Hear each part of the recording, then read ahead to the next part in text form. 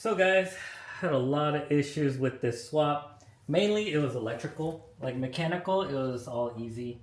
I mean, everything basically bolts right in. You've got a video on every installation, like installing the side mount for the motor. Yes, I ran all stainless lines for the brakes, upgraded to the twin disc Clutchmaster clutch.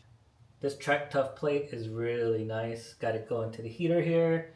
And then I had them add a port to run a Haltech water temp sensor. Haven't ran the lines for that yet, but yeah, everything else is good. I do want to get a little cover for here so it'll hide these wires. I think Hybrid Racing makes a cool one. It goes across here, and then they also have the dipstick and the oil cap. But yeah, got the fuel pressure regulator over there. Running the fuel injector clinic 2150cc injectors. So they're massive because I'm going to run turbo, right? But I mean, I was kind of nervous about throwing it in now since it's NA. But it actually starts and idles really nicely. Got the power steering, track tough catch can here, Hybrid Racing, full size radiator. Had to drop it down. I've got to work on these brackets so it'll hold it in place better. Had to drop it down because it was hitting the TPS sensor. Factory map sensor, cam, intake cam, exhaust cam sensor. Put a brand new crankshaft position sensor in, and it is an OEM one because the one that was in there was giving me bad readings, so I had to get a new one in. So for now, I decided to run the OEM brake booster. I'm gonna figure out what setup I want to run for the brake master cylinder later, but yeah, just do it back in for now. I am running the DC5 Creations tucked AC line that goes in the fender to the condenser up front. So let's hop inside. Alright, we're inside the car. Got the Haltech UC10 display. Elite 1500 on the ground right there. Got the Jordan distributor, push the start button. And yeah, it does use like NFC. It's got a kill switch. So let's go ahead and open the NSP software. So let me talk about the issue I was having. I moved the fuel box inside, got the Haltech wideband, got the Elite 1500, and then all the way in the back is the DC5 plug and play. What happened was I had the 0506 plug and play instead of the 0204, and there's like 25 pin difference. So that's why I was getting crazy readings on the Haltech software for all my sensors. And here I am thinking it's the Rywire harness. So I'm literally running new lines to all the sensors directly into the ECU, and it's giving proper readings. And so I was a little confused, and then a buddy of mine was like, hey, did you get the right adapter? Because they do differ. And so that's what the issue was the entire time. As soon as I swapped that, all the sensors started reading correctly. The only issue I had was the coils were getting no voltage. They should be 12 volt when ignition is switched on.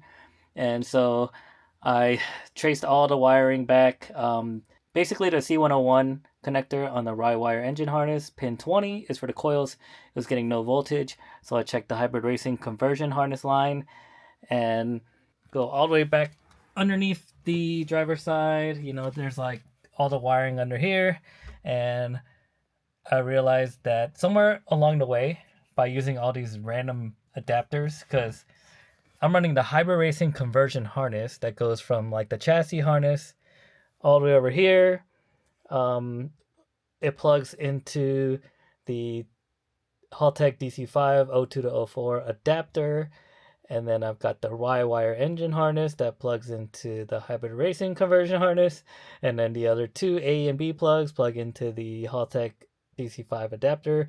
It was just a hot mess going from adapter to conversion harness. And yeah, so somewhere along the way, it lost that 12 volts. I just ran a line to get 12 volts switched directly to the coil line, and it fired up the first try. So yeah, check out the dash here. So what's cool is you can plug in a USB-C right here, and as soon as you plug it in, get a little message. We'll switch to the UC10 display here. Yeah, as you can see, this is the screen I'm running now. You can do like a little simulation. So let's say I want to adjust the RPM gauge and I want to kind of see what it looks like. You can move this around. So that's what it's going to look like. You can change the text, the size of its fonts.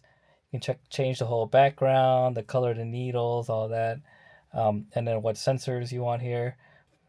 All right, so yeah, you can change whatever you want on here.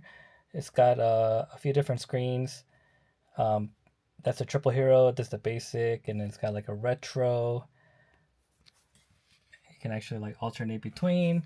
You can load your own. Like I have a S2000 one. So this is how the S2000 one looks like. Let's try the RPM gauge. It's pretty cool. It's got a little too much going on, but you can adjust every single one of these. Like if I go to the coolant right there, go to text, I can do font size like 25. You see right away it shrinks. And yeah, these are all too big, so I would shrink them down, and like even the coolant font and stuff. I would just want to focus on the RPMs and the speed. So yeah, but you can mess with all that. Let's close this out. I did install these two buttons right here. The buttons will cycle through the screens. So it will start right now. It starts great, it idles great. Right now it is open header. The header just ends right there. I've got to get the piping made to go to the muffler.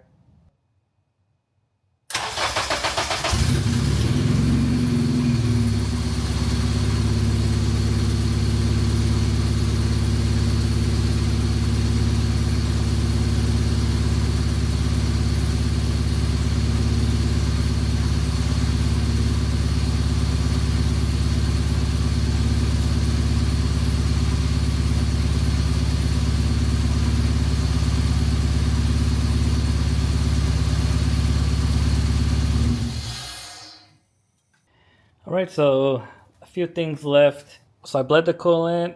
The power steering fluid and stuff looks good. It's working correctly. The brakes feel a little soft when I first start the car, and then it gets a little better. I don't know. I'm gonna check the brake system anyways. Maybe I have to bleed it a little bit. The clutch is a bit stiff, but it should be good. This is the hybrid racing cold air intake. Goes down here. You can actually see the filter. Paragon 4-piston, that custom brake kit they made me looks amazing. Of course, the J's Racing carbon hood. It's a carbon on top and bottom. And I am running pins because I'm gonna go for big power on this car, right? Let's see what else. I don't know what shift knob to get, but I just threw this virus one on for now. But I am running the hybrid racing short shifter along with the shifter cables. Running the Blocks Racing harness bar for now. Of course, you know, I relocated the battery to the trunk holding over there. It's got the kill switch, huge circuit breaker on it. And this is kind of the wiring mess. So I got to figure out how I'm going to mount this. I do see like some people make like a plate across there and then kind of bolt it onto that. So it just sits back there. Looks pretty good. Oh yeah, so for the interior, I was thinking, so you guys know I went like full Alcantara on the FK8. But for the Integra, I was thinking doing like this type of leather. Feels like really nice premium leather with red stitch. But for the entire dash, everything. I feel like it'll look better in like a classic Honda than Alcantara would. Alcantara's cool on like the more modern cars, but yeah, I think leather would look good in this car. But yeah, this car is going to be fun, retaining the AC and power steering. It's going to be a fun little street car. Look how much space is right there for a big old turbo. That's the beauty of these kswaps. What's cool is the VIN number for the JDM plate. It's right here, and then it's like etched into the firewall here on the windshield. Right here. So I can never break this windshield because I'll be so sad because I'll lose that VIN number on there. Check out the wing, looking pretty. This is how long my car has been sitting here. Can't wait to drive it. Of course, you know, got the Vars diffuser. epoxy N1 exhaust. Still need to upgrade the rear brakes. Figure something out.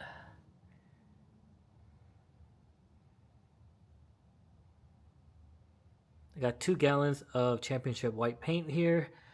I am going to respray the entire Integra because you can kind of tell like the aged championship white here versus this panel. It's like a little more white. It's just so hard to match. And what's crazy is, so even here it looks so different from the front bumper, but actually, since I removed the front license plate bracket right here, I had it sprayed at the same time with the same paint. So it's actually the same color, but it looks different just side by side. So I think the only thing I can do is respray the whole car all at once. But before I do that, I kind of want to get this motor probably back out. I know it's crazy, but I just wanted to get it running. Pull the motor, build a motor, then do the turbo. Since I've got all the wiring and everything set up and I know exactly how it needs to go back in, I'm good to go. And at that point, I can clean up stuff like the prop valve and just figuring out where I want to put the fuel pressure regulator and filling in all these holes that aren't used. So yeah, we'll figure that out once I get all the turbo stuff in and also internals for the motor. Gonna start figuring out what I want to run on the inside of the motor and then what turbo I want to run, that setup. And after I get all those in, then I'll pull this motor out, start building the motor. That's when I'll take the body to get it resprayed, the engine bay and the outside. And I'll probably spray the inside here too. I did tell my buddy Tommy about it, but yeah, I kind of want to respray all this champ white too, make it real clean, fill up all the holes on here also. Aside from that, I'm going to leave all the other panels intact. I like the really clean look. So I also need to get a full cage done. This thing is a death trap. It's like 2,000 pounds. It's got no crash bars, no airbags, nothing. So yeah, I kind of need a cage in here. But I'm excited again. It's been a combination of waiting for parts to come in. Like that wing took 1.5 years. The hood took over 1.5 years. A bunch of the hybrid racing stuff that was on back order took months and months to come in. And so it just started adding up. So, and then also figuring out every little piece I was missing for the swap and having to order it. And, you know, you got to wait on that. Like I had to wait on this plate here and all these little things that you don't realize until later. But the good thing is if I ever do a swap again, I'll know exactly what I need kind of. And I'll be a lot more prepared for the second time. This time was a big learning process, but dude, I learned so much about the wiring and electrical trying to figure this car out. And so like I actually feel confident if someone was like, hey, I've got this electrical issue, can you help me figure it out? I would actually feel comfortable. I would actually feel confident in helping them out. That's how deep I've dove into this build because yeah, at that point I had no choice, right? Like what am I going to do? Like tow this to a shop and get them to spend weeks and weeks figuring out what the issues were, or I got to do it myself. And if I do it myself, at least I'll know in the future, like what the issues could be and how to resolve it. And I'll know exactly how my car is set up. I'll put the hood down. I do still need to like make some little adjustments on the hood pins. Like right here, it's a little gap right here I need to adjust.